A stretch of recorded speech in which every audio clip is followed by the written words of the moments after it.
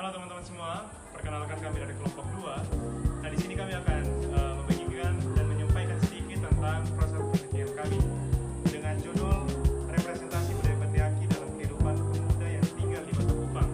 Perkenalkan, nama saya Dylan Christian Nolang. Nama saya juga Nisa Perkenalkan, nama saya Emilia Tau. Dan saya Esa. Selamat menyaksikan. Jadi teman-teman, masih banyak orang berpikir bahwa budaya patriarki sudah tidak relevan lagi di zaman sekarang, khususnya di kalangan muda Gen Z. Namun, penelitian yang kami lakukan pada pemuda di Kota Kupang khususnya masih menunjukkan bahwa budaya patriarki itu masih hadir, namun bentuknya saja yang tidak terlihat secara langsung. Penelitian yang kami lakukan itu mencoba melihat bagaimana budaya patriarki ini direpresentasikan dalam kehidupan sehari-hari para pemuda, khususnya melalui cara mereka berpikir, menjalankan peran, dan memposisikan diri dalam keluarga serta lingkungan sosial mereka. Yang pertama, kita masuk pada aspek temperamen yang kami bahas dalam penelitian kami yang berjudul Representasi Nilai Budaya Patriarki pada Pemuda di Kota Kupang. Dari hasil penelitian yang kami temukan bahwa budaya patriarki sudah mulai tertanam sejak masa kanak-kanak, terutama melalui pola pengasuhan keluarga sendiri. Pemuda laki-laki, khususnya anak laki-laki yang pertama, sejak kecil dibiasakan untuk harus kuat, mandiri, tidak bergantung pada orang lain, dan mampu mengambil keputusan sendiri.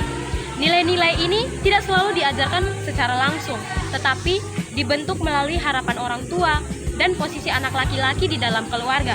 Akibatnya, banyak pemuda yang tumbuh dengan keyakinan bahwa menjadi laki-laki berarti harus tahan tekanan dan menyelesaikan masalahnya sendiri. Hal ini menunjukkan bahwa patriarki bekerja secara halus melalui pembentukan karakter atau temperamen, bukan hanya melalui aturan yang terlibat. Oke, selanjutnya saya akan membahas bagaimana pembagian peran antara laki-laki dan perempuan, khususnya dalam pekerjaan rumah tangga yang dilihat dari perspektif pemuda di Kota Kupang. Nah, berdasarkan hasil penelitian, kami menemukan bahwa dalam pembagian peran domestik terdapat dua realitas yang berjalan secara bersamaan.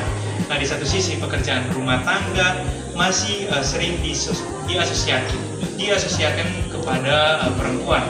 Nah, hal ini bukan karena adanya aturan tertulis yang secara jelas mengikat mereka, akan tetapi lebih karena mereka kebiasaannya terhadap budaya yang terikat pada diri mereka sendiri.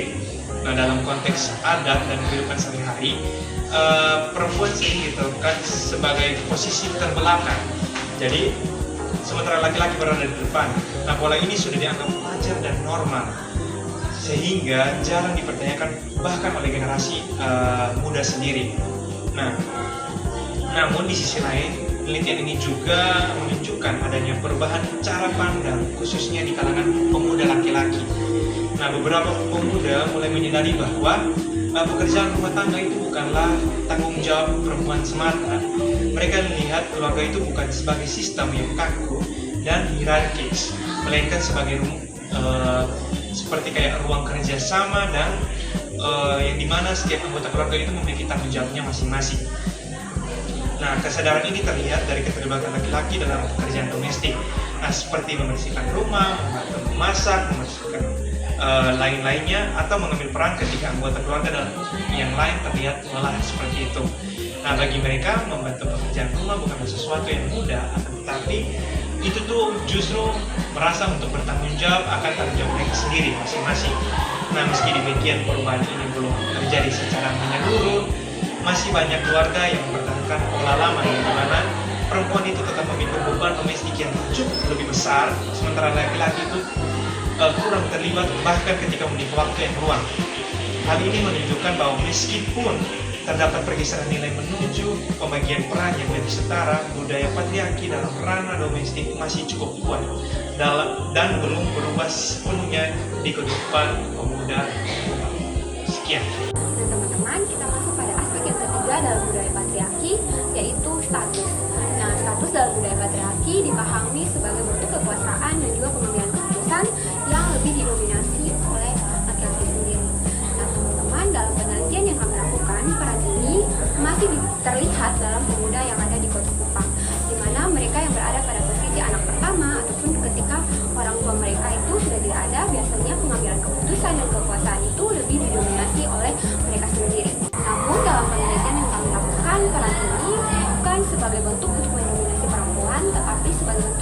jawab kepada keluarga maupun adik-adiknya mereka. Nah, teman-teman, mereka itu lebih menekankan pentingnya untuk menghargai pendapat, menerima pendapat, dan juga tidak memaksakan kehendak. Nah, hal ini menunjukkan bahwa adanya pergeseran pandangan terkait dengan budaya patriarki, namun masih berada dalam struktur patriarki yang kuat. Jadi teman-teman, secara keseluruhan, hasil penelitian kami menunjukkan bahwa pemuda di Kota Kupang sedang mengalami fase transisi budaya. Hal ini ditandai dengan adanya di mana satu sisi pemuda di Kota Kupang masih menerapkan nilai-nilai patriarki yang dianut dari nilai-nilai keluarga dan juga kebudayaan lokal. Namun tetapi di sisi lain sudah banyak orang yang tidak lagi menerapkan nilai-nilai patriarki. Hal ini dikarenakan adanya nilai-nilai faktor dari pendidikan, nilai sosial dan juga pengalaman dari interaksi di lingkungan yang lebih luas. Nah, budaya patriarki belum sepenuhnya hilang, namun bagaimana cara pemuda memaknainya itu sudah mulai berubah. Penelitian yang sudah kami teliti itu menunjukkan bahwa budaya patriarki ini tidak selalu muncul secara terbuka atau menindas secara nyata, melainkan seringkali terselip dalam kebiasaan sehari-hari, harapan sosial dan peran yang dianggap wajar atau alami. Nah, hal ini membuat patriarki sulit disadari karena tampak sebagai norma yang bisa diikuti.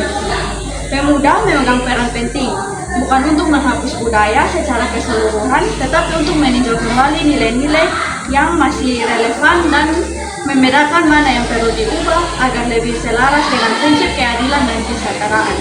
Nah, peran ini penting untuk menciptakan kesadaran kritis terhadap praktik-praktik sosial yang sudah tidak adil. Nah, perubahan sosial besar tidak selalu dimulai dari aturan dan kebijakan yang formal, namun lebih sering perubahan itu muncul dari cara kita bersikap, berinteraksi, dan mengambil keputusan dalam kehidupan kita sehari-hari. Dengan demikian, setiap tindakan yang kecil dan adil dan inklusif dapat menjadi fondasi bagi masyarakat yang lebih setara dan harmonis.